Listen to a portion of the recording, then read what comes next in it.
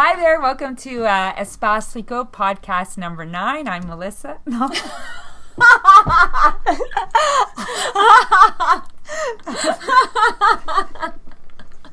And I'm Lisa. I can't stop laughing.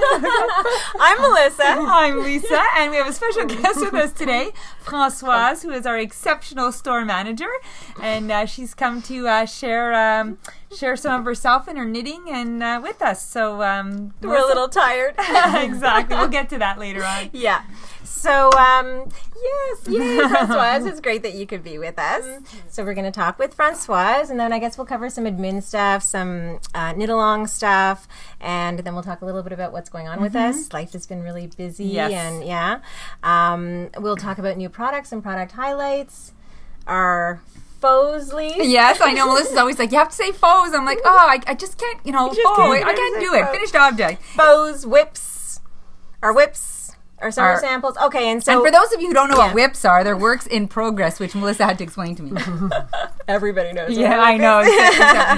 And then we had done a part 1 of our summer samples 2 podcasts ago, and so we'll be doing part 2 of summer samples, and I think we'll be talking a lot about cottons and linens and lace weights. Yes, and lace exactly. weight We'll talk about that. And then whatever else comes up. Yeah, you never know with us, eh? Always spontaneous. Fantastic. Yeah. So Françoise and I met when our sons were in kindergarten. They were in the same class, and we hit it off right away. Like, I don't know if I saw you knitting or you saw me knitting or whatever, but I don't know. So we hit it off, and we used to go knit in the park, and the boys would play in the park, and Zoe would be hanging around us, your daughter, and they were knitting. But you were at home with.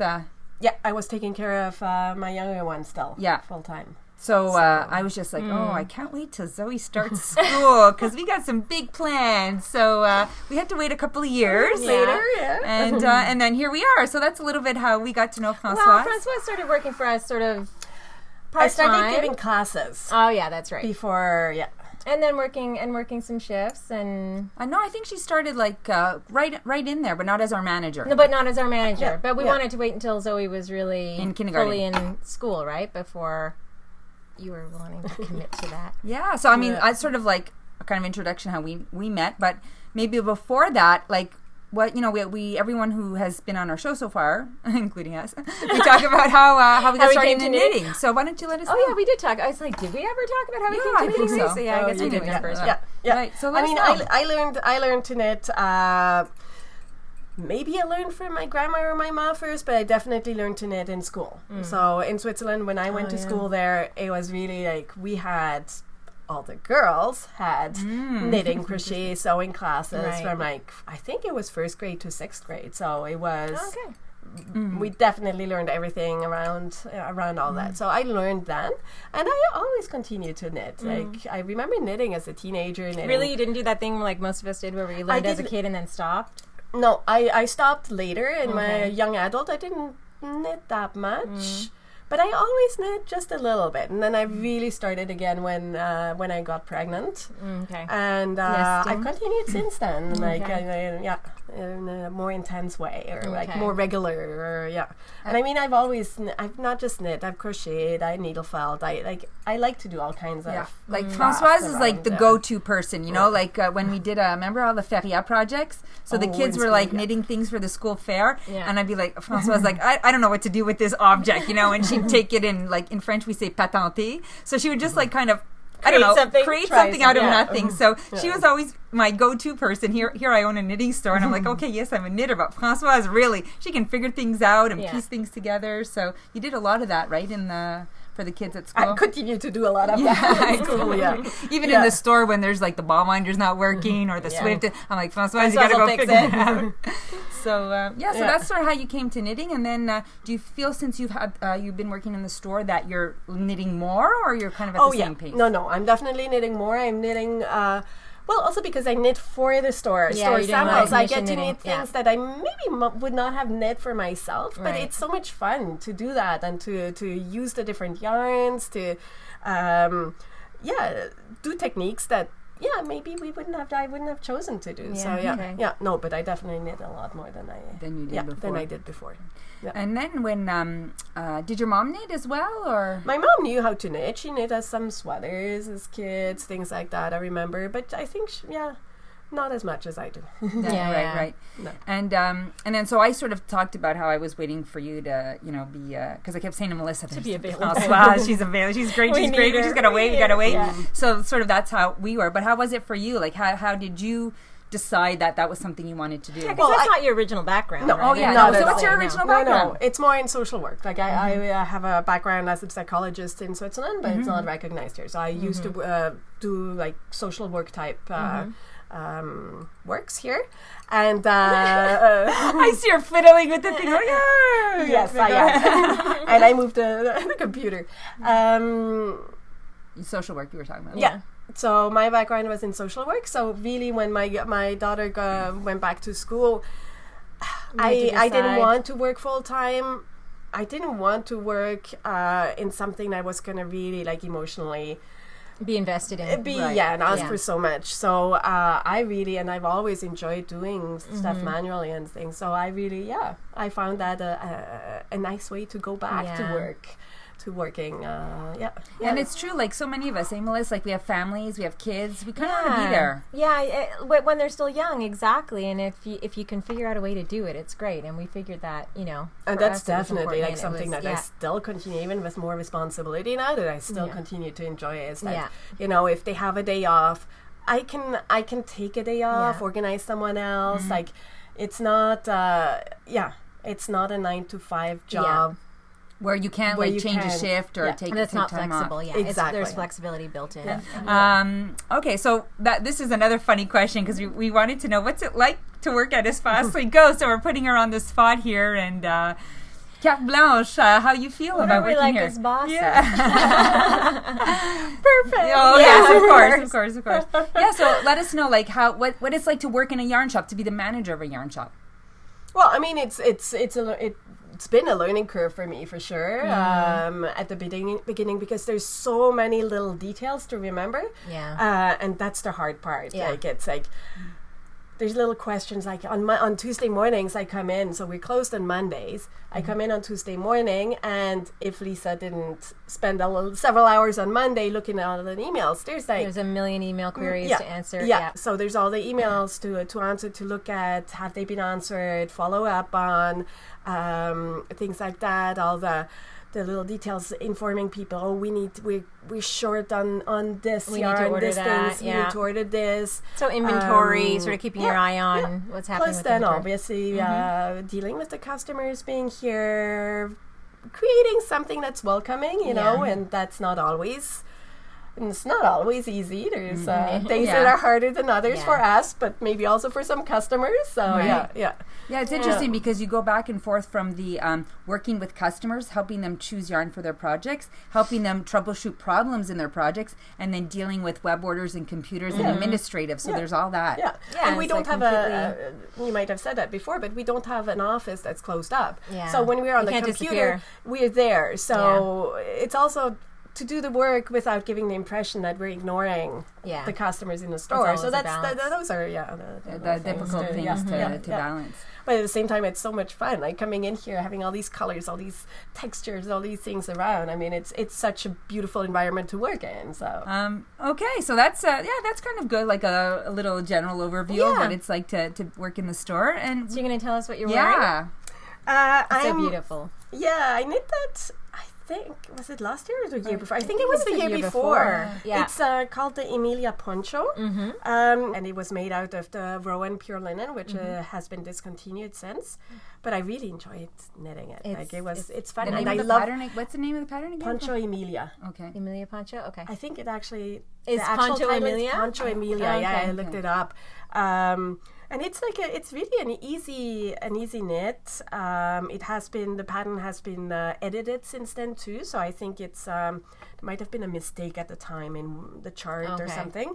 I think now it's correct. We're actually. So is it it's knit as a rectangle, right? And then just folded. It's a rectangle that's folded here and seamed. So it's easy. It's just here. I don't know. And there's a lace pattern. A little simple lace pattern, not too frilly, but not too geometric either.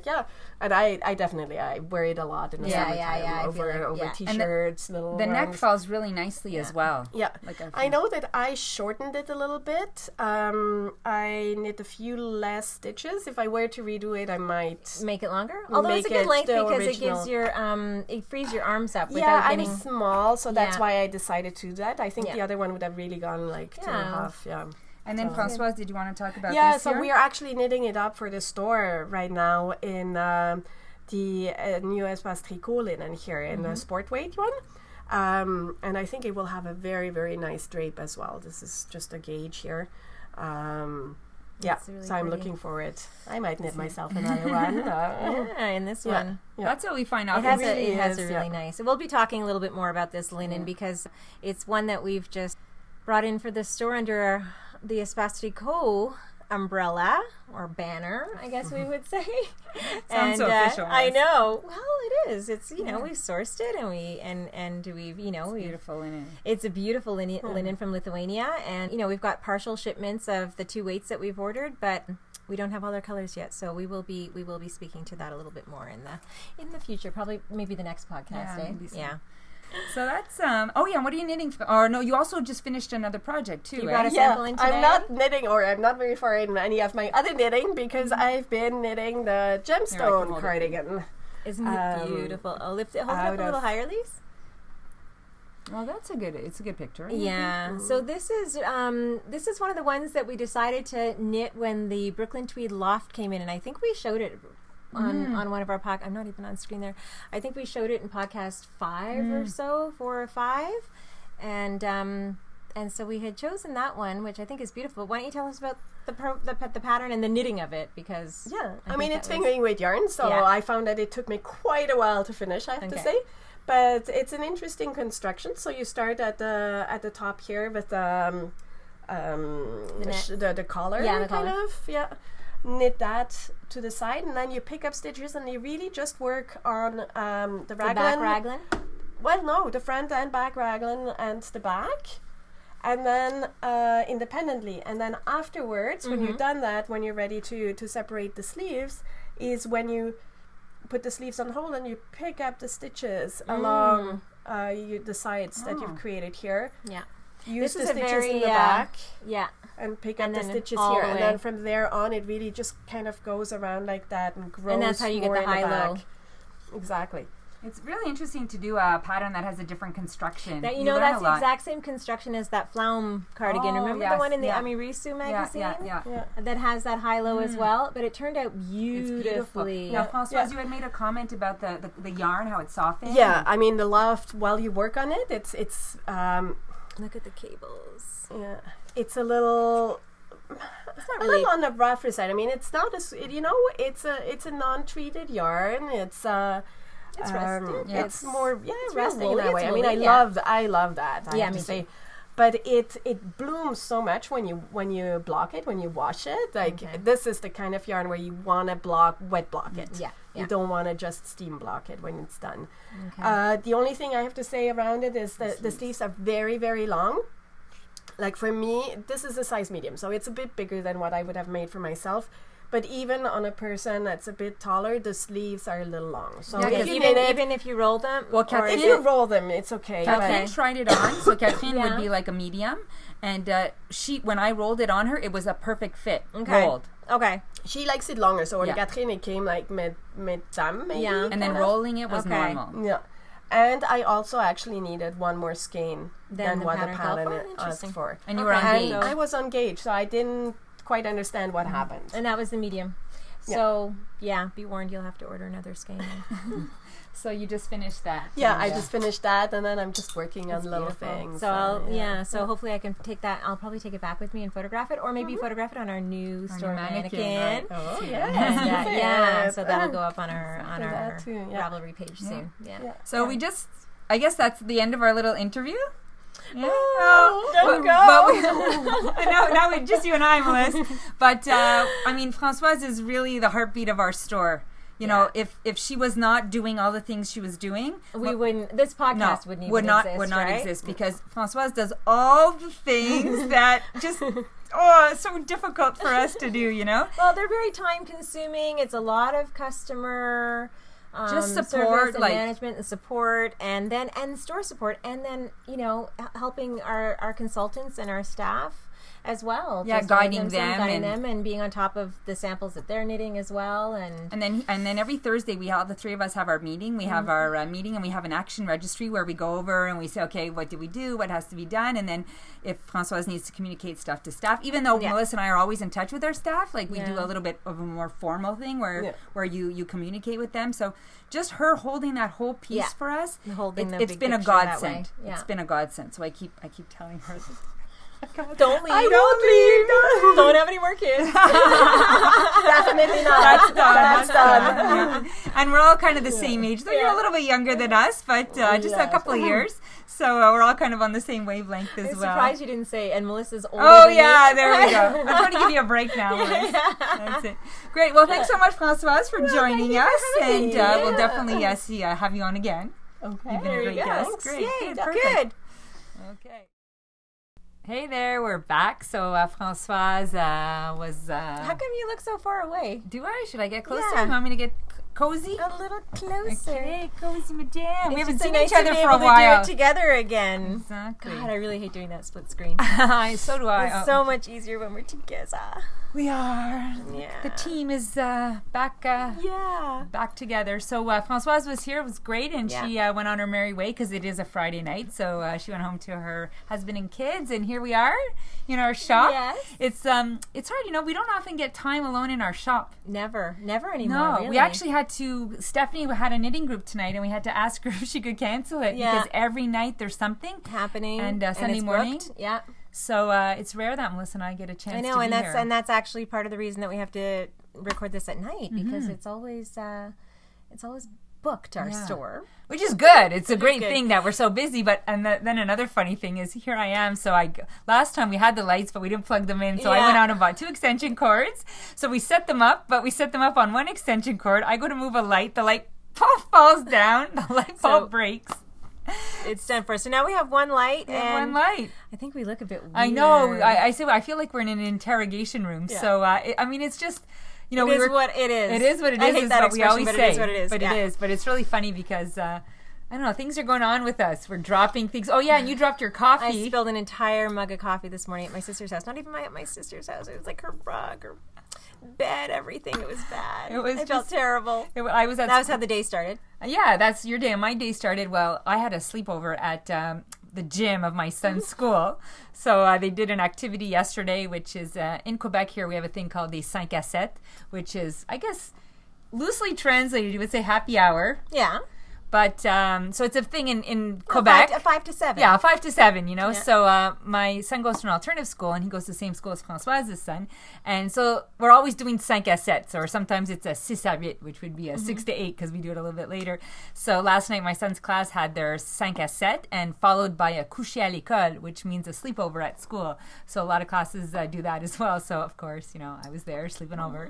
So I slept over, so I spent the night in a gym with 10 to 12-year-olds.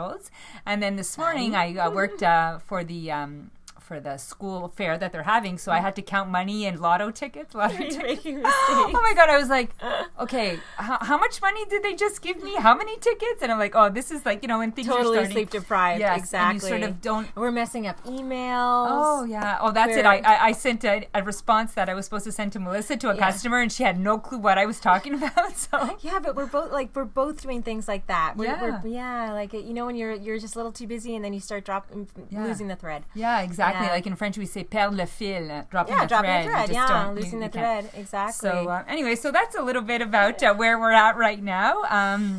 But we wanted to talk about some housekeeping things about the Jezebel. Okay, so we have the Scarfy thing knit along to talk about, and then we talk about the Jezebel giveaway. Yes. So as you remember, if you saw our last podcast,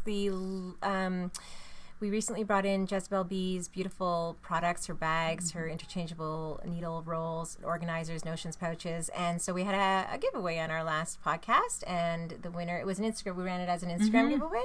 And a very lucky Fiber and Sustenance, I believe her name is Catherine in Philadelphia, won a medium-sized Jezebel bag. And so that was sent off, and she was very, very happy. So And we're getting a new, actually, Melissa and I tomorrow are going to meet Jezebel in a cafe. And she's to pick up our next order. So by the time time this podcast, we should be fully stocked again. It's been an enormous success, and people are loving the bags, and our staff is so happy that we're finally carrying her. And Jezebel herself was so excited that we profiled her on our last podcast, and she actually wrote us a message saying that now I'm going to show the podcast to my family, and they're going to understand what I do. What I do. So I thought that was pretty cute. Yeah, it was cute. So we did that. Then we have the Scarfy thing knit along. Yep.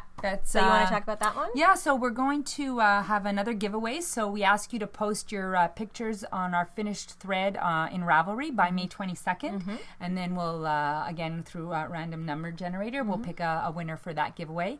And the giveaway is a whole bunch of things, which we'll talk, we profiled on our last one. Was it like a metallic bag, and a a digital needle keeper, row counter, and a digital row counter? Right. Yeah. So that'll go to that person. And I know that some people have been having some troubles with one of the sections in particular, whether to do an SSK or a knit two together. So or just one of those things at the end of the row. Yeah. So we just said, don't be shy to post a question. And what we noticed also on the thread is that customers or people knitting it are actually answering each other. So don't be shy to post a question. If all questions are welcome, there's never a silly question. Yeah. And Catherine, who's following that and in charge of the knit along for us, will happily answer your questions. So don't be shy. So I think that's it with housekeeping. Okay. Good. So what's happening with us?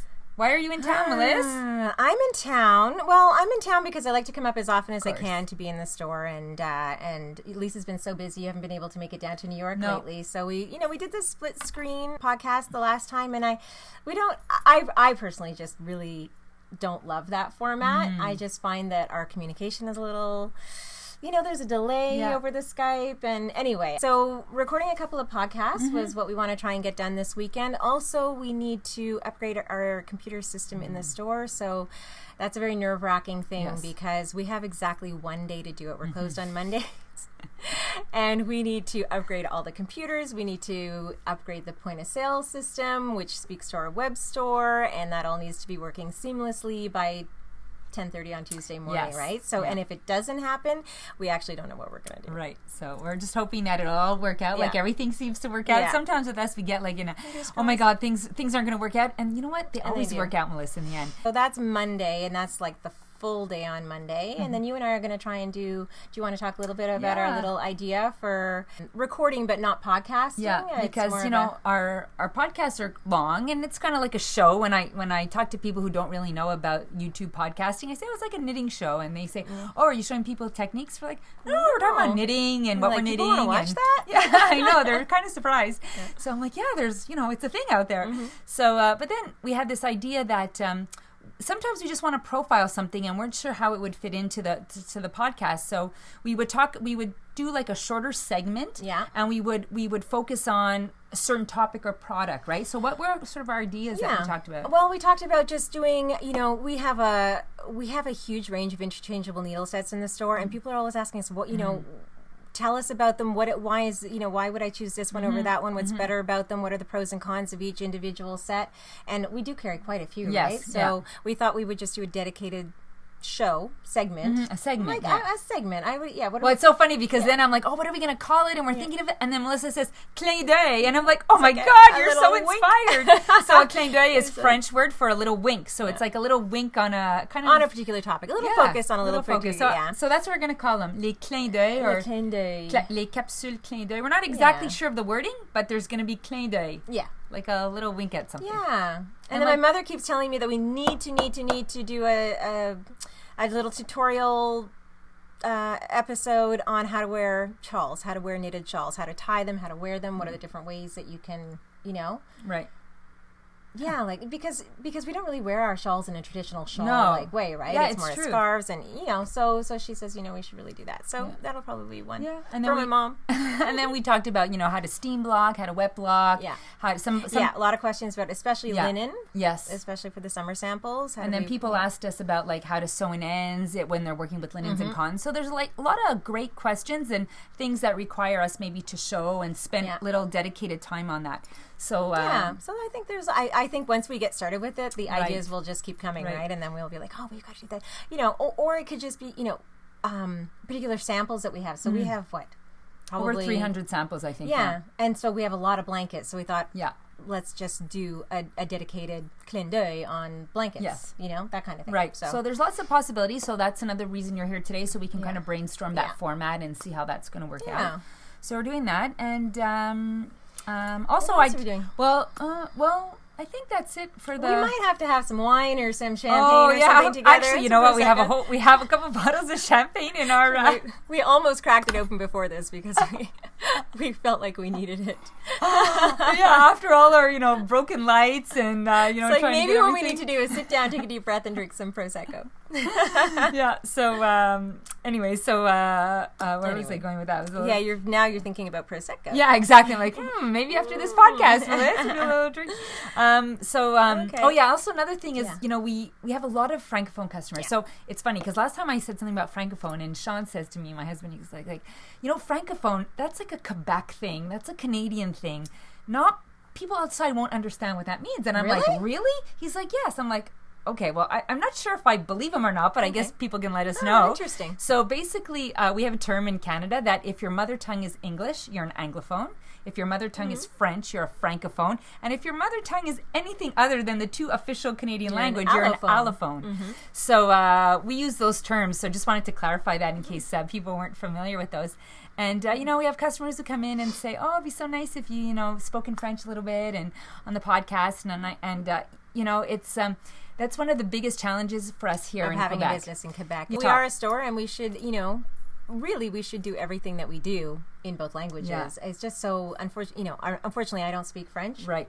And so that kind of limits. Like I can't really do. We can't really do the podcast in French. Yeah, I mean I understand French, and I just cannot converse in French with you. So and then I said it'd be nice to talk just a little bit of French in our to our customers. I'm like, oh well, I mean on the podcast, but it was like, well, how do I introduce it? Like, okay, now I'm going to start talking French. Yeah. So well, you should, maybe. I should maybe, but before that, also we're talking. Maybe what we should do is try and do some of our clin d'oeils in French. Ah, bonne idée, bonne idée. Oui. Alors c'est ça. Alors peut-être je vais prendre l'opportunité de juste remercier tous nos écouteurs francophones ou français de la France ou d'autres pays où ils parlent français. Et on vous remercie d'avoir passé du temps avec nous et de nous suivre, de nous encourager. Et on va essayer de voir comment on peut inclure plus de français aussi sur notre blog. On est en train de penser que peut-être dans le blog, on va avoir quelqu'un qui va nous aider à écrire en français. Aussi, les patrons qu'on profile, il y en a qui sont aussi en français. Ça dépend du patron. Alors, c'est ça. Je vais essayer un peu de je sais pas, ajouter un peu de français, mais c'est drôle parce que là, Mélissa, elle comprend. Oui. Alors, elle est très bonne. C'est drôle parce que des fois... I could just translate for you. I should translate for all our English listeners. Because, tu sais, des fois, on est dans le magasin, puis un client lui raconte toute une histoire, et là, elle est là, oui. Et elle parle pas beaucoup, mais je vois bien qu'elle comprend et les suggestions. Alors, that's my specialty. Ask my husband how I am with German. Yeah, well, that's true because you speak German, right? Yeah. So it's so funny. So then sometimes when French people come in, your instinct is to that's speak what German. Happens. All the German comes out instead. It's hilarious. Yeah. Anyway, Lisa just thanked all our Francophone and viewers for tuning in and sharing some time with us, and not just the Francophones in Quebec, but in France, wherever you might be watching from and you speak French. Thank you for joining us, and that we're going to try and include a little bit more French in our podcast and also in our blog, right? And that we've engaged somebody, and that we want to have them maybe start trying to have a blog post a week in French. What else did you say? I think that's about all I said. Look at you! And thank you, of course, also to anybody else who's tuning in, all our regular viewers, as well as anyone who's new and just coming and spending some time with us for the first time today. So, Great, fantastic. Great. So that's a little bit about what's going on with us, and now we wanted to talk about some of our products that are new or restocked. Okay, so we'll talk so how about we start with the Rin textiles, which so fun. Yeah, these are so totally fun. I've said this before, but Melissa's like always trolling Instagram and internet and then telling me all these amazing things, and then sometimes I'm like, oh, I don't think so, and then like we said a month later, I'm like, oh, did you these? I know you told me about these, but as soon as she showed me, I was like, yeah, these are fab. Okay, so we've actually had these in for a couple of weeks now, and I was using one on mine. Yeah, we've had these are Progress Keepers. So we have the silver drop. Oh, yeah, that was the one I was using on mine. I've got that one. So the silver, and that's sort of a rose pearl. I think it's called I the rose. think rose. It's more beige to I me. know, It's but not rose. It's called rose. Let's see but what it it's comes called. in- It is called It's a rose, rose but it drop is. I print. have to say, It's more of a beige. It's a creamy beige. Yeah, so these are just some really pretty and I thought quite elegant progress keepers. And so we're using those. I used it on this actually. It was quite motivating to just see sort of how much I'd knit in the previous session. And then we got these great, let's go a little bit closer maybe. These are great, what I just enamel they're pins. just enamel pins, but people are like, well, why do we need those? Right? Lisa's like, why do we need those? I'm like, we need those, Lisa. We need those. We need to And apparently bling our lots of other progress in. people. And a lot of people agree with me. So we got them. But who's the first one to stick them on her project bag? Lisa. Yes. Yeah, so now she understands. So anyway, so we have Knit Club, and this is called the Soft Skein. So those, as I said, we've mentioned those before, and we've Instagrammed those. And this is Erin from Rin Textiles. She's so lovely. Really I don't know. We sweet seem to deal with. deal have with good lots luck of with lovely dealing- people. Yeah, and then she's just recently added these to her collection. Okay, to die for. Make your heart go pitter patter.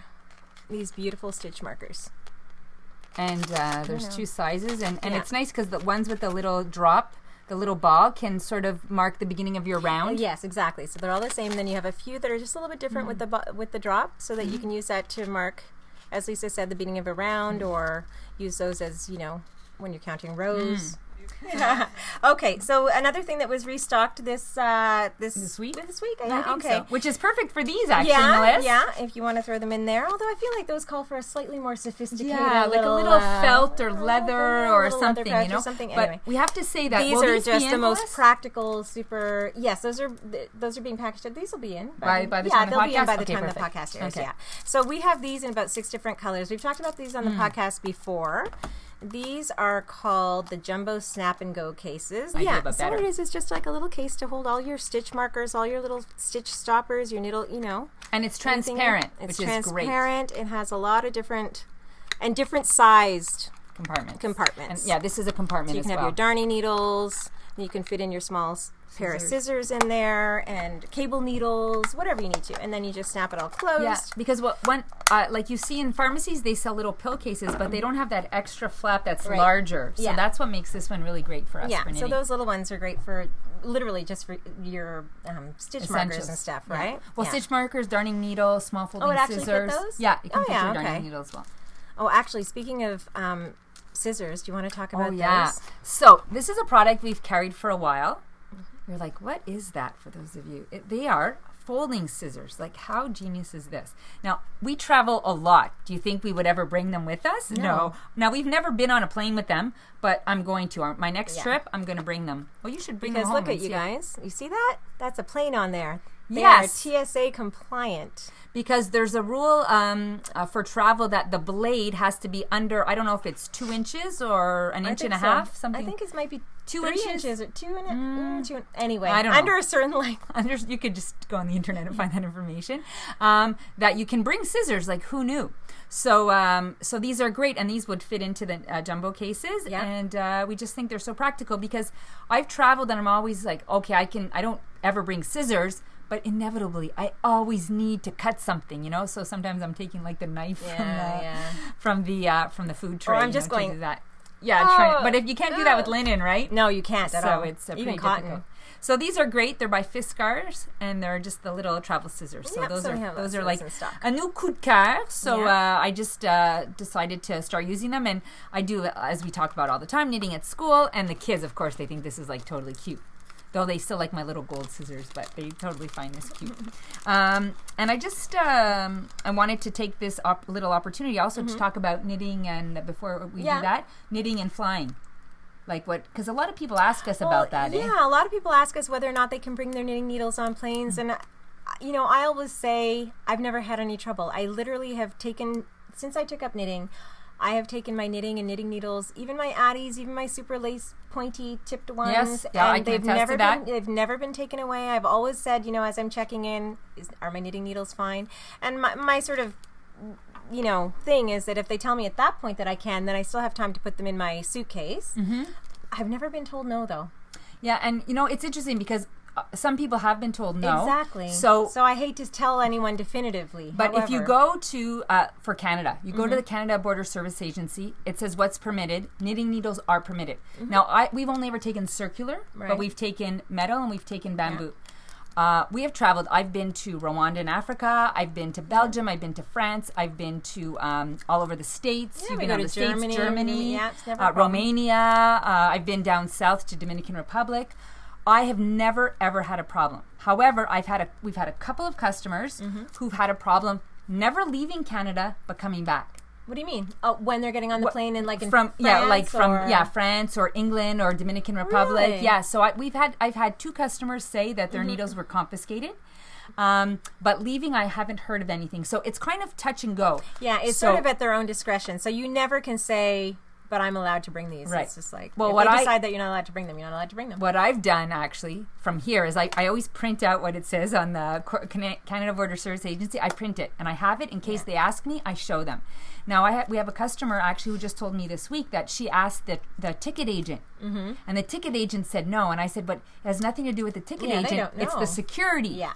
So that said, you never know. So this is what I do. I don't know if you do this, Melissa, but if I'm working on 4mm needles, I always pack an extra pair in my suitcase because God forbid you put get them in there. a pencil case. They just look like That's pencils. another thing. Yeah. If you use interchangeable needles, people take them and put them in a pencil case. Yeah. But I always have an extra pair in my luggage in case they get confiscated. Then you have them on the other end. Because God, I wouldn't want to be stuck without knitting. Imagine. So I think the problems you might be from another country coming in, but going out of Canada and You'll the never US, have a trouble. you shouldn't have never problems. Yeah. But you know, disclaimer, because things can always happen. Yeah. But generally people are surprised when we tell them you can knit on film. So that was my little sidebar. Okay. Yeah. So fly with knitting needles at your own discretion. Okay, one more thing that we've had these in the store for a couple of years now, I think, actually. But they've just been restocked this week, are our digital row counters. These are great. I don't know if you can see the number on there. There's a little 2. There's a reset button, so you can reset it back to 0. And what these are great for is just sticking on your finger. Do you use yours, Lise? No, you don't use yours? I don't use mine. But you know, it depends on the project. I find that sometimes, like where I'm really needing to count a lot and often, then I use this. Yeah. You know, I mean, the digital row counter is super popular. Yeah. Like people love it, but Anyway, so you just put on your finger. I use the clover. Oh, you're old school. That's like, it's a theme now amongst this, you know? Yes. Anyway, but so you just have it on your finger and then you knit away, and every time you get to a row, you just press a button. That's it. Some people say, does it count? It's automatically? No, you have to. It's not that smart. Wouldn't that be? But it's really great. They're well made. It's made actually from the same material that they make Legos with. So it is. So it has like that great sort of Lego feel. It's very sturdy. It has a little battery in it that you can replace. Yeah, you can replace the battery. So they're a great little addition to your. And it's kind of practical because it's right there, so you don't even have to I have to stop and like turn. Yeah, no, you just tap it with your finger. You don't even have to let go of your needles. You just go over and tap it. So I just grabbed 3 colors that we had at the cache, but I think we have like 6 or more. I said, Lisa, how many do we have? How many colors? She goes, a bunch. So we have a bunch of I colors. think we have 8 or 10. Yeah. What all the colors that comes in we have. Yeah. I was going to say, so that's why we have a different gadgets, because for row counters we also have other row counters. Yeah. So it's everyone has a different preference, and it also could depend what you're knitting. Yes, exactly. That's what I find. Yeah. So those are our new little products. Okay. So we're gonna move on to our foes, Melissa. Our foes. Ooh, our finistes. Les objets finis. Le Trimont Snood. Okay. So the Trimont Snood. I have Instagrammed this already. This is that color's amazing, Melissa. It's nice, isn't it? Yeah, pretty good. So this is the Les DK by Julie Asselin in the Jardin des Tuileries color way, and this is a DK weight yarn knit on a 6mm needle, so it's quite a loose gauge. But you know what? Nice drape. Yeah, I have to say, it's not. Sometimes when you do things too loose, it's like a dish rag. Yeah. No, this it's not really lovely. No, it has a really nice drape. It feels great on. It's just comfortable and stretchy, and so it's the Trimont Snood is actually a blue sky alpaca pattern, and it's by Sylvia Hager, I believe, and it's originally written for the wool stock yarn, which is a little bit thicker. Maybe in the winter and we woolier, do it. Yeah, in the winter. So I think I will actually do one for the winter.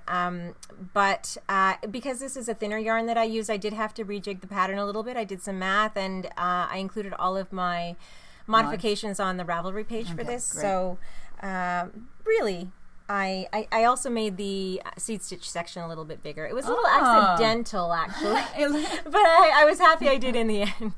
It was, so what do I have to say about it? It was a quick, easy knit. Fast. It was super fast, and I love wearing it. I've kind of been living in it since I finished it. So what I really wanted it for is for the summer to just throw over sort of like linen tunics and stuff in. And it's not too long, so it's not, in French you say encombrant. Yeah, no, it doesn't when you're impede your movement or whatever. No, when you're at the grocery store, it's freezing cold in the grocery stores. So it's just right down there, and it rolls up into nothing. So you just like carry it around with you, and then just throw it on when you need it. Yeah. So so I'm very happy with this, and I love the color. And Julie, this is actually a color that's more or less been discontinued by Julie, but she very kindly dyed up a bunch more for us. Julie is one of those people who is like, she will go above and beyond and satisfy, and she's trying to transition to her new colors, and we said, okay, we're not going to be placing orders for her old colors, but she goes, but if someone is desperate, we're like, oh, but Julie, it just gives you so much work. She goes, I know, but I care so much about the customer. She really cares about people who are knitting with her products. And I guess when you do change your colors people are partial to, they grow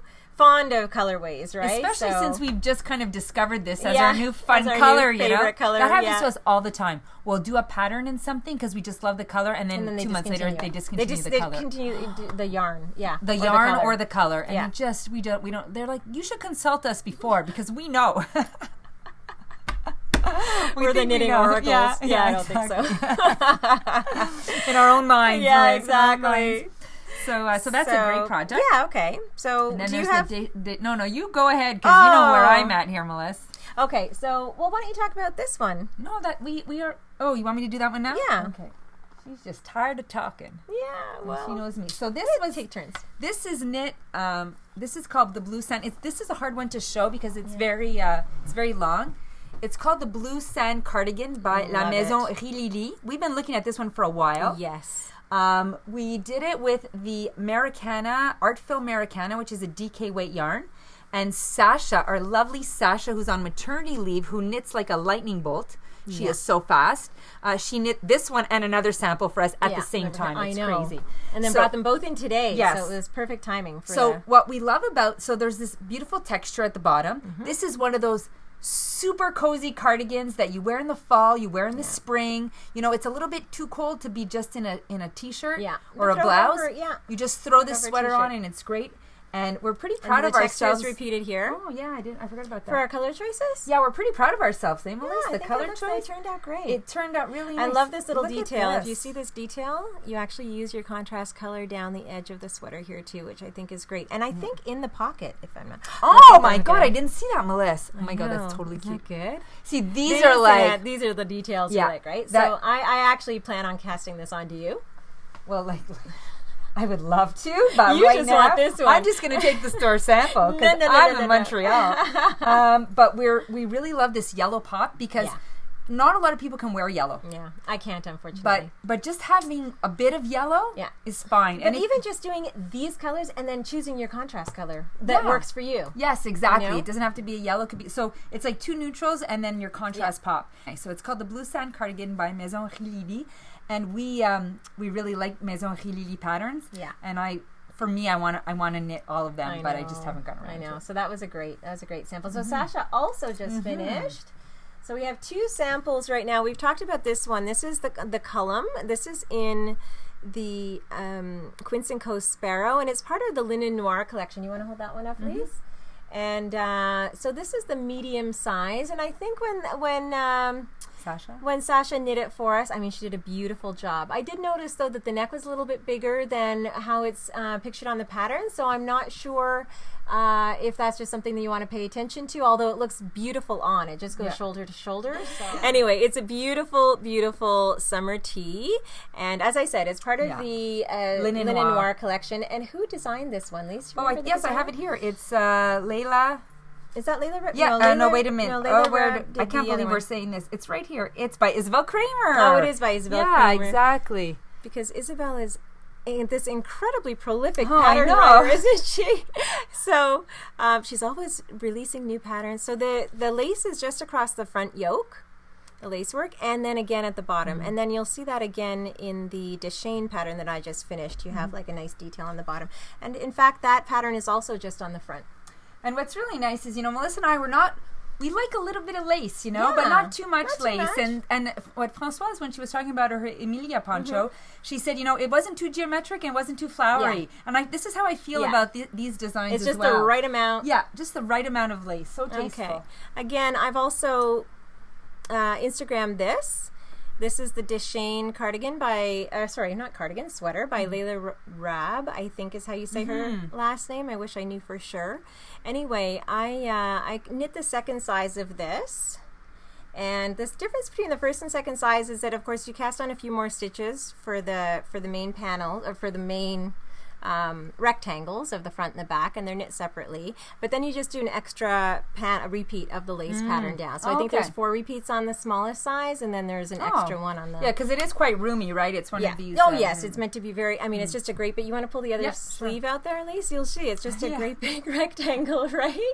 But so it's very roomy. I'm not even sure how many inches of positive ease it says that you're supposed to have. There's a lot. Yeah, it's a lot. I mean, it's even wide on me as well. But but just because it's so drapey because of the linen, it just has it just falls beautifully. So again, what I liked about this was the very simple lace on the front, but also the detail of the lace around the bottom. And then the back is plain, but it has that detail at the bottom as well. It's a really nice just ties it all together. Really, it's just a drop stitch. Yeah. But that was a fun, super quick knit. Well, exactly. Melissa has chosen lots of really quick off my needles patterns. Yeah, I guess I won't talk about this one. Here, but let's talk about this one. Sorry, I'm moving around here. We have this one, Melissa? Oh, yeah. Yeah, so I thought I'd... Thank you for You're welcome. Remembering that one. Look at that color. Wow. Look, you guys, I knit with color. I just put a big, what do we call that? A roll of the bumps, the alpaca bumps. The alpaca bump. These are for the knitting those giant blankets we had. Anyway, this is the Eileen bag. Sure. I can step up on my stool. There you go. There we go. Okay, this is the Eileen bag by, oh my goodness. I have my little notes. By Hannah Mason. So we could take this out if we wanted to. Well, it shows sort of the size. Yeah. But then we can maybe just So the way this one is knit, it's knit a lot like the one you just designed, Lise. You know the linen, the bottom. Yeah, the one with the jute. So you knit your panel for the bottom, and then you pick up your stitches on 3 sides, and then you just knit in the round all the way up. It's a great market bag. It's a great market bag. It is done, and I just envision sort of like a whole bunch of these in multiple bright colors, right, for the summer. So it took exactly 1 skein of our new linen. This is the Espace Tricot linen that we were telling you about, and this is the Espace Tricot linen plus. Petit lin plus. So petit lin plus means little linen plus, which is hilarious because we have a petit lin. So we have so we don't really want to get into showing you these guys because we want to do a proper product launch. So the problem is exactly we received only half our shipment, so we're like, but we've already started to knit samples and people are getting excited about it. So we said, okay, so this isn't this fun? Look how totally fun. So this is the petit lin, which is a lace weight 100% linen yarn. And this is the Petit Lin Plus because it's a little bit bigger than the Petit Lin. It's more of a sport weight. It's a sport weight. Fingering sport weight, I'd say. So so we're really excited. I have to say it knits up beautifully. Yeah, so in this yarn is Françoise talked about the Emilia. And just, I don't know, there's at a super loose gauge, it still has some nice structure. I know. It's just... a nice drape. And nice drape. The feel, it's very smooth. For wet spun linen, I find it very smooth. I was a huge fan of the Louette Euroflex. I knit a lot of samples which we still that. are. We love that yarn. It's so beautiful. We have lots of samples. What I will say about this is to me, it's a cross between the Sparrow and the Euroflex. So the Quince Sparrow and the Euroflex. It's softer when you knit it up. Okay. It's not quite as rough when you're knitting it, and it doesn't require as much blocking at the end. Okay. So what I did was this was actually just steam blocked. So I, a damp towel and my iron, and and then it might block out a little bit more as you use it, but it's a perfect size. And 1 skein was. And look, if you can have it as a grocery bag, you can just throw it in your purse if you want to go. So that's great. So it's a one skein project. It's a 2-day max. Well, no, I shouldn't say max. People take their however long they take with a project, but I did it in 2 days, and it's a 1x1 rib on the. Oh, I didn't realize that. Oh, it's nice. a 1x1 rib around the top of the bag, and then that's what you continue on for the. Nice. What I will say too is that the pattern actually calls for a 4mm needle, and I did the whole bottom panel and then realized that was way too tight. So it's a 20 stitch gauge, I believe. And so I just went right up to it. I thought, should I go to a 4.5mm? And then I just went right up to a 5mm. Okay. Because but you're a bit of a tight knitter, though. Yeah, but I mean, a full needle size, I don't need, like 2 needle sizes actually is what I went up. And I don't usually need to go up that much. Okay. I find that whoever, and I also knit with wood. Okay. I knit with my Licky needles or Licky needles, and I find that if I think that if I were knitting this with metal needles, my Addies, my gauge would have been looser. Okay. But with wood, they're a little grippier, so you have more control, which I like. And so the 5mm were great and gave me the gauge. But I just don't go with the 4mm and fully expect that you're going to get the size bag. So make sure you're on gauge so that you get a good size. Do a swatch. Because I think, my bag would have been tiny if I'd stayed on the 4mm. And if some people are, kind of like us and sometimes worried about wearing color, this is a great way to have fun, right? Because it's like such a fun color and great for spring. And if your person especially wears neutrals, you can just, have this as your accessory. So it was just great. It was just a nice thing to be working on because it was so bright. Yeah. And we've been having so much rain. I know. It's non-stop rain. So it's kind of hard. Somebody said to me the other day, it must be great for your knitting because it's still cold. People are knitting. And I said, we're sort of wanting to knit with linens now. Yeah. We're into May. It's the beginning of May. It's time for us to start knitting with linens and bright colors. But we're not kind of feeling it because of the darkness outside. So that's it. So you've had quite a few finished objects, Melissa. Yeah, but like I said, quick knitting objects. But still, but just it goes to show you actually that you can get a lot of summer samples done on big needles and big gauges and have them in time to wear and use for the summer. And some people are worried because they're like, but it's such small yarn. I said, but you knit on big needles, so it goes quickly. And you can't even tell that I'm wearing something, but I have a little scarf. So pretty. Oh, this is the cashmere. No, this is the mink. Remember that mink? Yeah. You got this mink yarn, which was ethically sourced. No animals were harmed. We're going to be able to see. No, this is called. There you go. So who knits a lace scarf in black that with a yarn that blooms? That blooms, so you can't see the lace. Well, totally Lisa does. Lisa does. Yeah. So this is called the Shaylin, and it's by Layla Rob. I think. Sorry, sorry for butchering your name. Yes, very sorry. So I really love this pattern. This is another pattern that I've knit a lot. And it's a yarn that we don't have anymore. It was a small batch that we got from a local farm. And so this is a pattern that can be done in any yarn. So this is just, and I wanted a little black, I would call it a scarfette. Because sometimes I need something just like warm around my neck, and I want it to blend in with everything. So that's kind of what I'm wearing. She's usually wearing black, so. Look, that was a good choice. I'm on some color here. I have some color here. It's like I'm on a racetrack. I don't know why I bought this. I'm feeling super colorful next to you today. So again, that pattern is by Layla Raab, and her last name is spelled Raabe if you're looking for. And it's the Shaylin. The Shaylin. And it's a really nice, it's a very nice introduction to lace as well. Yeah. If you're a person who hasn't really done a lot of lace before, it's a nice chart, it's well done, and it's a nice introduction to a triangular shawl as well. Yes, and you have a stockinette section, so you have a little break, and then you have your little lace and then stockinette. Yeah. So that's nice. So that's what I'm wearing now. So that's it for our finished objects. Okay, so that's good. So works in progress. So here Lisa comes has some splaining to do. Yeah. So I have no finished objects because this I knit like 5 years ago, and I have no finished objects and no works in progress. No finished objects. What do you? Of course, you have works in progress. Well, yes, but it's the same things I talked about last time. You haven't knit anything, like not even a couple rows. Yeah, I maybe knit 5 rows. So not worth showing. Not worth showing because I discussed it all last week. So last podcast, actually, we talked about knitting slump. That was a question that people asked us. So we explained that. So this is not a knitting slump. This is a life to knit.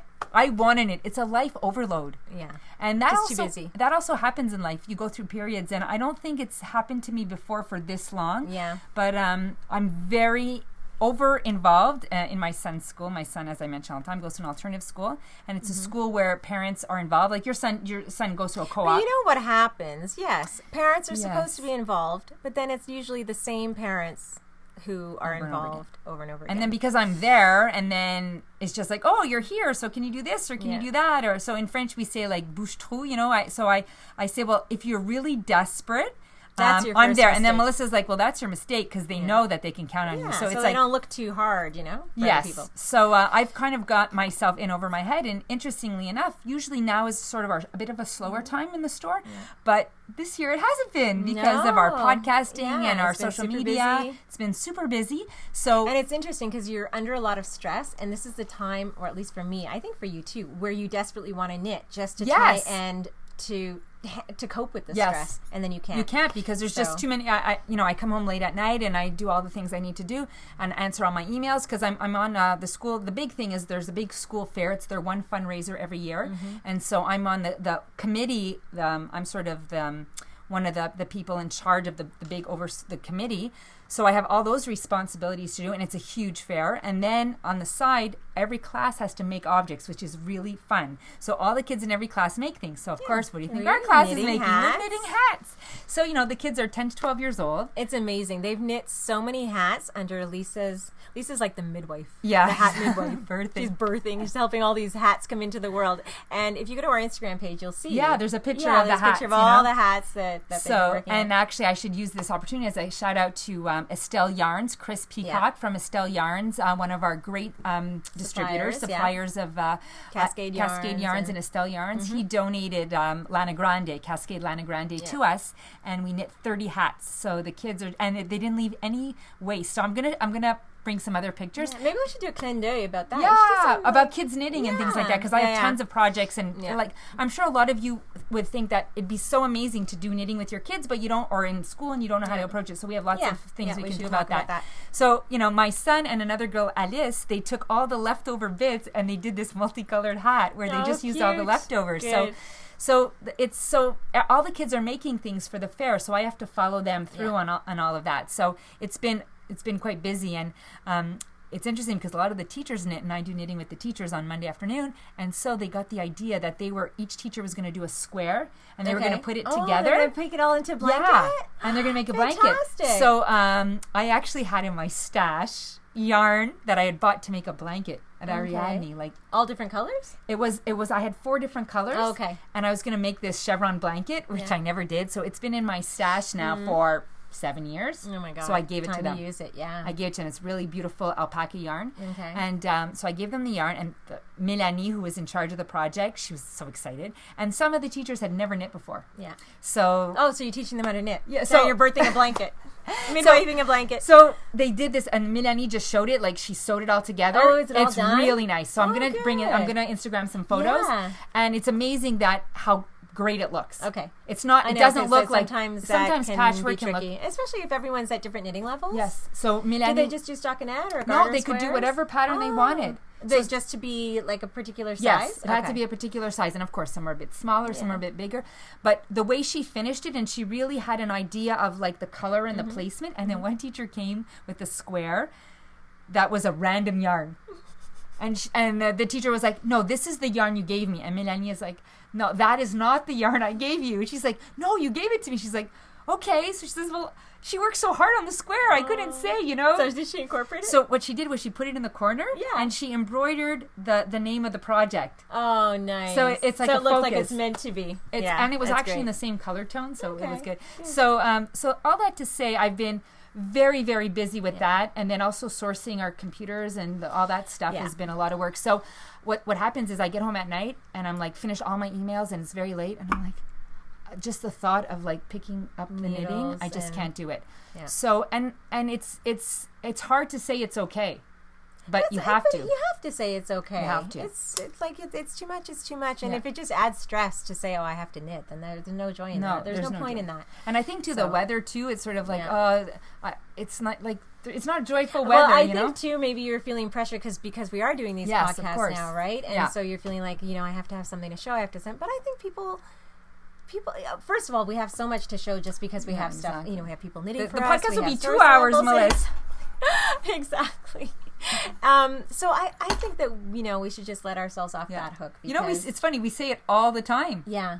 And then we always come back a little bit. But you feel like, you feel like, because you want to feel like you made some progress and you've been doing stuff, but at the same time, really, I hope people aren't bored. We have a lot to show. Yeah. And I think it's honest what you're saying. Yeah. All that to say. It's like I'm like lamenting that. Well, just to justify. She's having to, I can just feel like you need to talk about all this stuff because you're so stressed.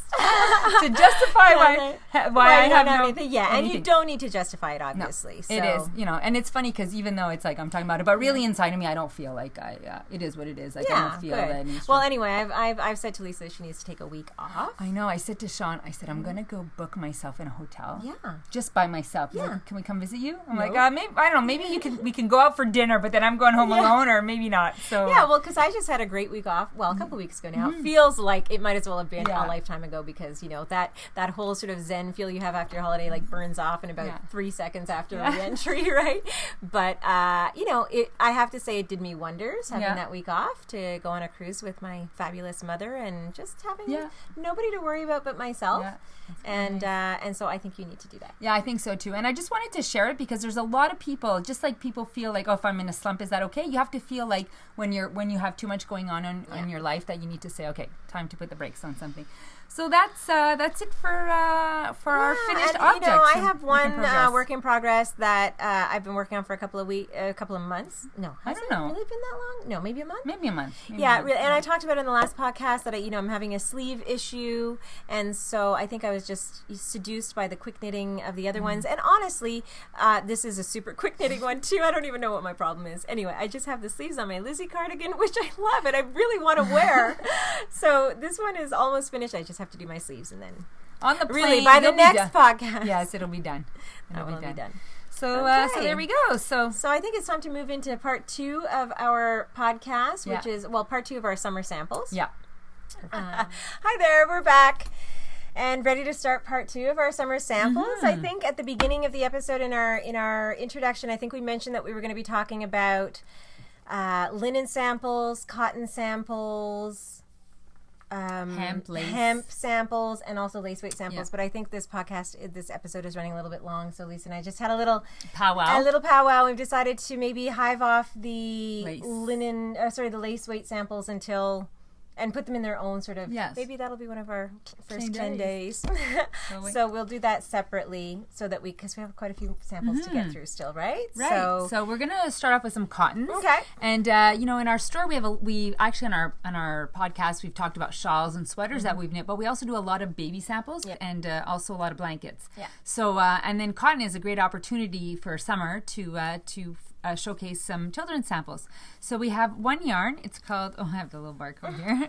It's Mandarin Petite. So I'm sorry that. Why don't you show the, what should I show? Well, it's kind of a little bit awkward. Yeah, it's 100% cotton. Yeah, exactly. Oh, there we go. I can take this off so you can kind of see that. Oh, look at those nice barcodes that came right off. Okay, so it's called Mandarin Petite, and it's by Sadness Garn. Let's see if you can see it's a fingering weight, right? It's a really workhorse cotton at a fingering weight, and it's a little even thinner. I call it a light fingering probably. So this is called Fiona's Top, and this is one that's very popular. The first one we knit was actually in Cashlex Fine. Yes. By Sweet Georgia. Oh, that was so pretty. And it was very, very popular. We knit that as one of our first store samples. You had knit that one up, Melissa. So we decided to do a summer version of Fiona's Top. Such a cute little pattern. And what's great about this is it's a dress for a little girl, but then as they grow up, it becomes a tunic. Yeah. Because, babies, as they grow up, they grow longer. Exactly. So not necessarily wider, right? So this is a great little dress. It's called Fiona's Top. So we did that one in the Mandarin Petite, which was the fingering weight. And then another great sample is, it's another yarn we have. It's a Pima cotton. It's called Borgo de Pazzi. It's an Italian yarn. And it's their Pima cotton yarn. And it comes in some really nice pastel-y colors. But this year they came out with some bolder colors. Yeah. So we've added those to our yarn. And it's kind of it comes in a fun looking skein. It's just so incredibly soft. Yes, it's soft. a much looser spin or ply, and they're both plied yarns, but this one is much looser. And I don't know if you can see that a little bit. I think this one's a 2-ply actually, and so it's just very lofty. Yes, exactly. Very light and lofty and very soft. Yeah. And so we did the Preparium. So this is the newborn version, which is a free pattern. Cute. And then the older versions are paid patterns. But everyone comes to the store and just loves it. They're, oh, it's so cute. It's so cute.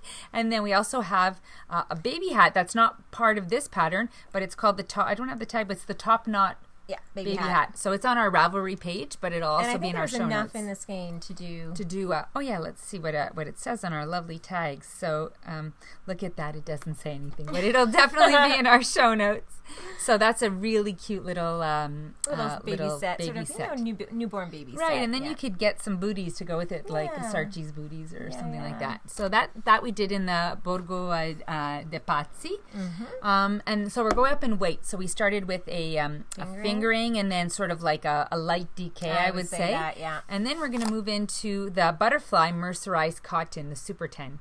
And this is really, really a workhorse cotton. And it's funny because Melissa and I had seen this yarn at the beginning when we first opened the store. Yeah, and why didn't... Well, because we didn't think the packaging was nice, you know? We were like, I don't know. The skein was a bit messy. Yeah, we're like, oh, it looks kind of cheapy. I don't know. It's like it's something you'd find at kind of like a bulk store, you know? Yeah. So we didn't have it. And then Amelia started working for us. And she schooled us. She's like, this is the best cotton out there. So my mother made a sweater 20 years ago and washes it like crazy. And still looks new. It still looks new. Yeah. And it's really exactly that. It's so true. It's such a sturdy yarn. And it knits up beautifully. It does. It's such good stitch definition. And it's a chainette, right, Melissa? Is it kind of, yeah, I would say it's a chainette. So we've knit some of you, we showed this in one of our previous podcasts, the Groovy. Showing all our Groovy versions. Yes. So we did the Groovy. It's a pattern by Jumper Cables Knitting. Whoops. Oh, we didn't say I'll do that after. We didn't say the designers of the other patterns. I forgot that. So this is really nice, and we just did a different border to give it a little bit of pizzazz, shall we say. So that's a great summer cotton shawl. And then we have 2 baby sweaters. So this one is called Granny's Favorite. And look at me, I forgot the designer. So this is Granny's Favorite. So it's a nice little cute cardigan. And then the other one we did was the Thistle. And the Thistle is by Julie Party. Yeah, and so it's a great sort of unisex cardigan, I think but it's just like it's hard to find nice samples for boys. So that boys could wear as well. Yeah, so we knit this one up in obviously nautical boys colors. Yeah, but again, it's we're trying to really get out of gender stereotyping and help our customers as well, but unfortunately there's still this pull towards the pink and purple for the girls. If we had done this in pink, people would just think it was a girl's sweater, right? It's really too bad. And because we did it in blue, it's a boy's sweater. It's a boy's sweater, you know? But it's really not. It's either. And you know what? It's too bad that boys and girls can't, wear gender neutral colors to those. So those are 2 really nice butterfly sample cottons that we have. And I just wanted to give a nod out to the Preparium. So the designer is Kelly Van Niekerk. Again, we apologize if we haven't said that correctly. So that's for the Preparium. And then the other one is Fiona's Top, is by Sani, would you say Bidger? How would you pronounce that, Melissa? We should have practiced. Bjerregard? Yeah, that could be correct. But you can check that out on Ravelry and see that. So that's great for that one. So those are some of our cotton samples in the Mandarin Petite, the Borgo de Pazzi, and then the butterfly cotton, which is a DK weight. And then so we'll move into the worsted weight cotton. So this is a beautiful. Oh, can I just say, Melissa, it's DK, but you could even go light worsted with a butterfly cotton. Because it's, you could do like a 20 stitch for certain projects. Yes, and it would be perfectly fine. Whereas with the Borgo de Pazzi, it's not necessarily the same case. I agree. And then this one is a worsted, but I think it can go Aran. This one actually goes 16. This is the, let's see what side I can show here. Anyway, it's the Blue Sky worsted organic cotton. Let's see if I can show you guys the label. I'm not sure if that's showing up on the... There? Oh, I think that's a little bit better. Is it right side up? Yeah, I think so. Anyway, it's worsted weight cotton, but it knits up at 16 to 20 stitches per 4 inches. Another incredibly soft, lofty cotton. And we've knit quite a few samples with that one. Should we start with the kids one? Yes, this one is probably our most famous Espace Tricot sample, Melissa. Yeah, I think so. And we've been talking about we want to do this in a gender neutral colors. Yeah, and fact, we just haven't got around it or something. Yeah, right? so we haven't gotten around to it. But again, this is a blanket that's for boy or girl, and absolutely, and it's actually a baby version of our adult one. Yep. So we had an adult one that we did in neutral colors, and this is the baby version. Yeah, and so when we were designing this one, I think I just used a duvet cover from Dwell. Oh, okay. Yeah, as my color inspiration, and I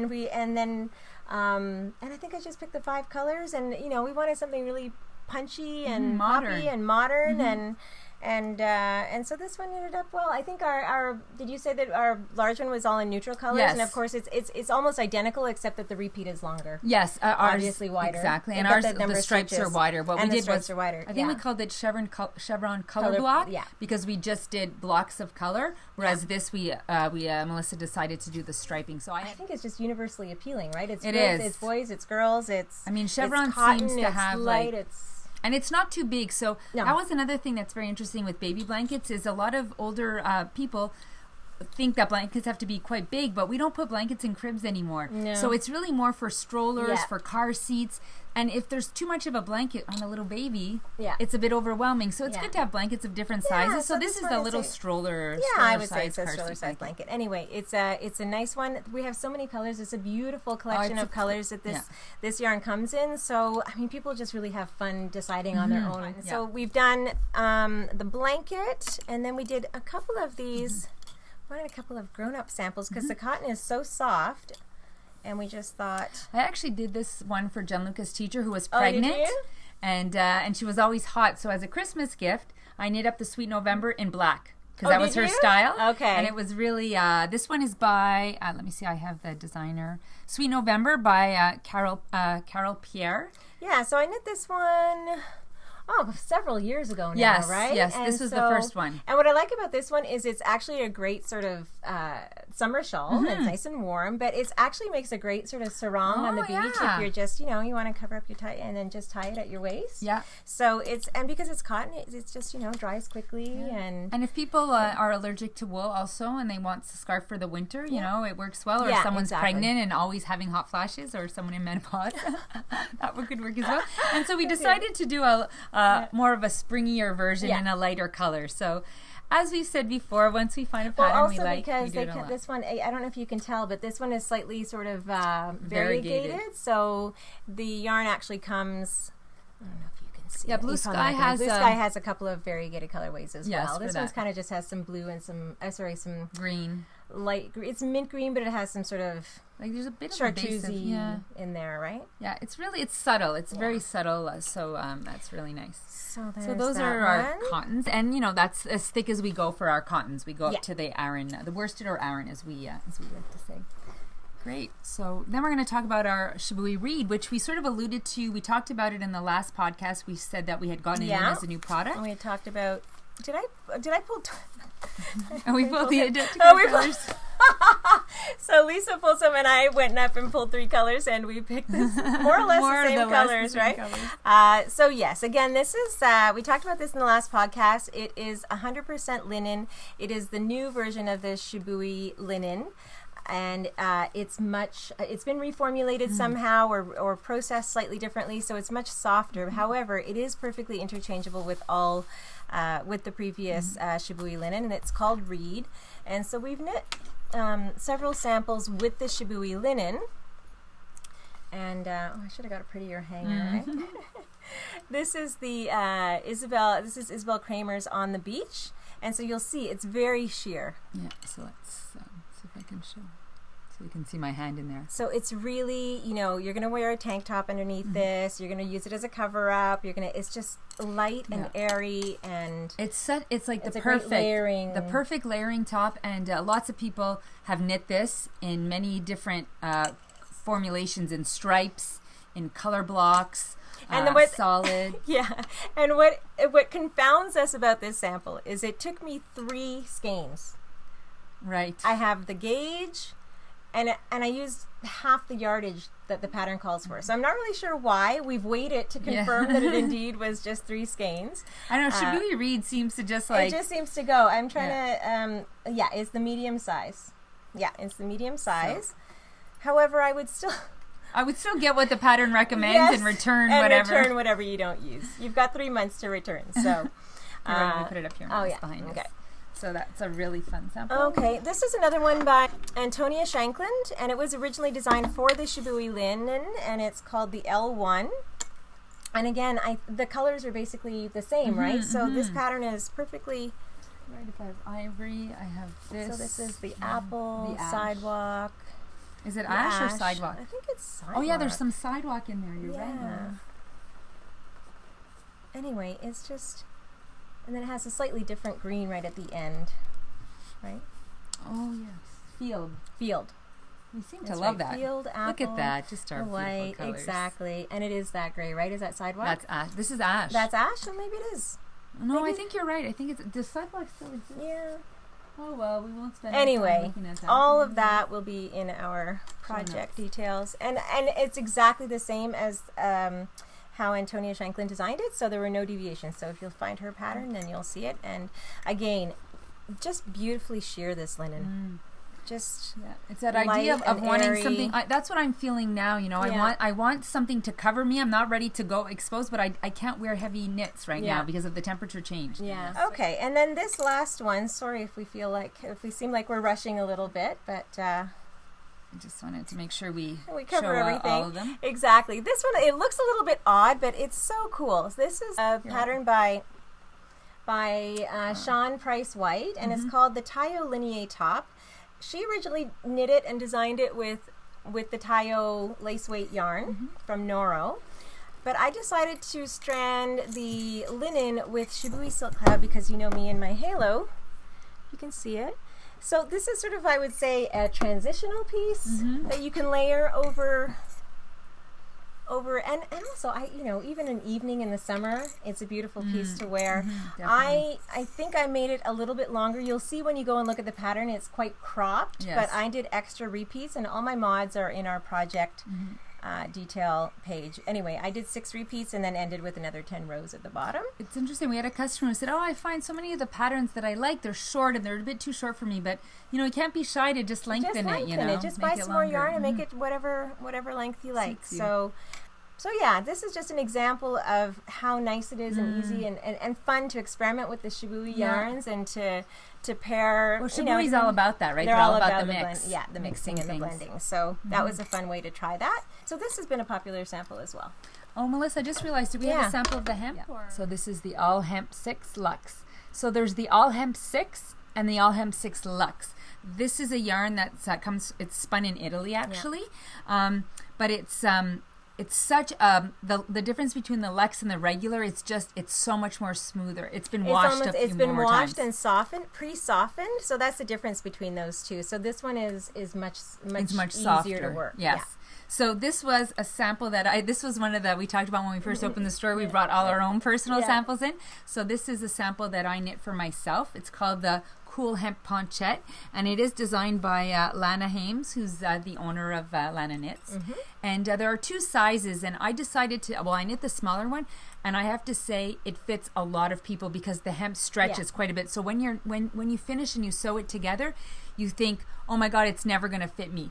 But it sits so nicely and it stretches because the bigger size is much longer and wider. So just for you to be careful about that. So this has been a very popular pattern in our store since we've opened.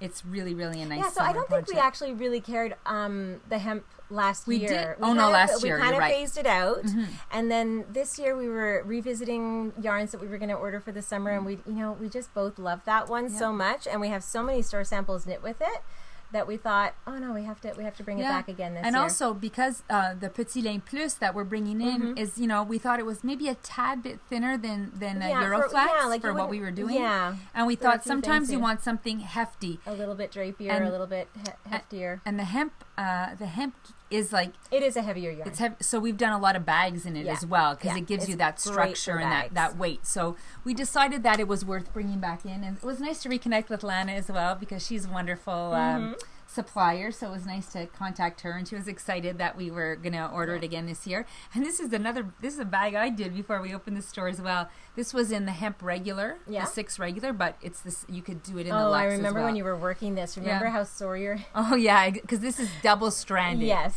So this bag is called the Miragamo, and it was sort of a take on a Ferragamo bag. Yeah. And it was, let me see where I have Georgie? mine. Yes, it's Georgie Kayer. And this is what it is. And I think the only thing is, I think I would have put the straps a little bit lower. So there, and these are... The problem is that it's reinforced here, right? Yes. So it was... There wouldn't have been... But I don't know. I still think I could have put it a little bit lower. And these are great handles that we carry. They're called Grayson. We have buckle ones, and we have other ones that you're going to show, Melissa. And what's great about them is these handles is you just sew them. You just sew them on. Yeah. So they're pure leather handles. They come from Italy. They're so luxurious, and they just make your bag look so much more. You know? Okay, so this is the Verdant. Oh my God. Totally popular. It's like every one of our hemp samples is super popular. Yeah, it's really, really. So this one is... I'm going to wear it, you guys. Should I put this on? Or? So this one, well, I'll just show it because I want to show a close-up. Okay. But this is just, it's 4 skeins of hemp, and you guys, literally, it's just a rectangle. It's a rectangle that you cast on here. I think it's called the rich man's garter. Or poor man. I never know if it's rich man or poor rich man's garter. It's just a slightly, it's a beautiful textured stitch. And then you move into stockinette, and you just knit until the other cuff, the length that you want, and do your end with your texture stitch again. And then when you're finished, all you do is fold it in half lengthwise and sew a seam here. And then when you're done, you have a great shrug. And we've done this one in wool as well. We've done it a few. Alpaca. Yes. So it's called the Verdant, and it is by, what is her name? Right here, Gina Bonomo. She's Italian. If she's Italian. Anyway, so it's a great pattern, and like as Lisa said, we've knit it in many yarns. What's really nice about the hemp, though, I'll say, is it's the drape. Yes, it's that weight without being hot. Yeah. So this is super versatile, easy to wear. Throw it over a t-shirt tank. I always say that. Throw it over a t-shirt tank. I know. But it's true. Well, it's our style, Melissa, right? That's exactly. What we do. And actually, she also has a baby version that we did in a bulky in Cascade 128 Superwash. Yeah. It's a cute little baby version. Yeah, it's cute. Picture. It's although totally I will say it's a little stiff in the 120. She keeps the kid cozy. Okay, and then Lisa was mentioning we had some other leather handles. Do we have any of these ones left? We have a few left in different colors. And so they're very simple handles. We've also ordered some new leather handles from Jewel Silver as well, which should be arriving soon. And so these ones are nice because they're just simply sewn on. However, the Jewel Silver ones are kind of cool because you actually screw them in and out. Yeah. Much like her button closures. Yes. So right? you can put it from one. So you could do the Miragamo, and you could do the simple hemp tote, and then just move your handles from one to the other. Anyway, this is a pattern that I designed a couple of years ago, I think, right? And it's just called the simple hemp tote, and it's actually the hemp double-stranded. So it's a nice weight. It doesn't stretch. However, I think I would knit it a little shorter if I were to do it again. Yeah. It's 4 skeins of the cream and 1 of the black to end off. And if you want just a little tip, if you're double stranding from a single skein, you wind it into a cake, and then you just use both ends sides. Because you only need 1 skein for that. Yeah. Do you want to talk about this one, Lise? Yeah. So this is another market bag that we did. So we talked about the Eileen that we're doing, and this is a bit of a thicker market bag, but quite similar. Yeah. And it's called let me see, the S123. Yes. Kurtzer. So it's a knitted shoulder bag. Yeah. Number 123 by Kurtzer, which was, I don't know if Kurtzer doesn't exist. It was a yarn company. Yeah. And they made some cotton yarns and linen yarns. So this one started with a round bottom. Yeah. So that's a different bottom. Yeah. But it gives you sort of the same effect as the market bag. And what's nice about these is you can knit the straps the length that you decide. Yeah. And it's just a drop stitch. You know, you wrap the yarn around a couple times around the needle, and then as you come around on the next row, you just drop. Now this is a bit of a more substantial bag than the Eileen. So it'd be a harder one, I think, to throw in your purse if you were going to the grocery store. Use as a beach tote. Yeah, just don't throw any pens or pennies in it. Pennies don't exist in Canada anymore. I know. This is another bag we knit before we open the store. Yeah, so I did this one in the hemp, and I think, Lisa, you had done yours in a linen. Yeah, Rowan Creative Linen. So, but then we didn't carry the linen anymore, so I gave it to one of my very good friend, Debbie. I gave it to her daughter, Emily. Okay, so cute. She's having fun. So this is the Medano Beach Bag, and it's by Isabel Heidi Kiermaier. Sorry, we just got them mixed up. Poor Isabel and Heidi. I think they're friends, actually, which is good. So this is it Heidi hangs in our Kiermaier. store. This is Heidi Kiermaier, and I just love this design. It's so, it's like a baluchon, it just opens up and comes in. So you knit the bottom flat, and then again, you just pick up on your 3 sides, and then you knit them around all the way up. And what is very clever about this pattern is one handle is shorter than the other. So that means when you tie it, it's not on the shoulder, and it's like it's offset. Yeah, so you don't have that pressure. Knot. Fabulous. And then you can just knit the handles as long as you like. And what's great again about the tie is that you can make them long and then make it a messenger. Yeah. Or you can tie it shorter and make it then just have the ends hanging down, right? And make it a shoulder bag. So it's really versatile for that. So I really love them. The Medano Beach Bag. It's really great pattern. So those are the hemp patterns that we have, and it's really fun. If you haven't knit with hemp, it's sort of like linen. It's a little bit rougher, but the luxe makes the experience much more enjoyable. Oh, yeah. And it's night and day with the if you've knit with the 6 and you've sworn off hemp, please give the hemp 6 Luxe a try. And also the colors are very mature, like the caviar, the blue. You didn't bring them over. Other colors. They're really this nice. one's called Zinfandel. That one was called Ice. The black is caviar, the white is roux. Yeah, and there's a nice green, like an aioli. There's an aioli, like a bright green, and then there's olive. Yeah. And I don't know. Anyway, we got 7 or 8 colors. Yeah, and so those arrived today, and I've uploaded them to the web store. So so that's sort of our collection of hemp, a little bit of linen, and some cotton samples. So enough to keep people inspired, I think, for a little bit. So I think in our next summer sample roundup, we'll talk more about the petit lin, hopefully. Yeah, so in our next podcast, hopefully all our colors will have arrived for our petit lin, and we're in the process of giving all our colors names, and that's actually a fun process. It is fun. It's like tomorrow. I think we're going to go for coffee tomorrow. Sit down and decide all of that. And we've had some good input from our consultants and our staff. So so I think that's good. And then we'll launch that. We'd like to launch it, right? Yeah.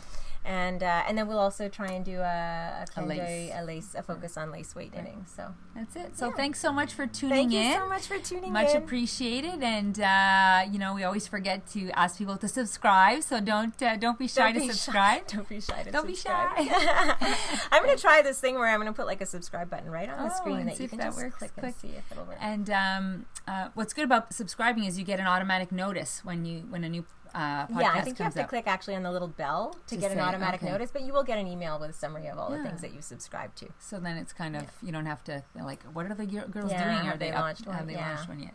So thank you so much again for tuning in, and we'll see you next time. Thank you. Ciao, ciao. Bye.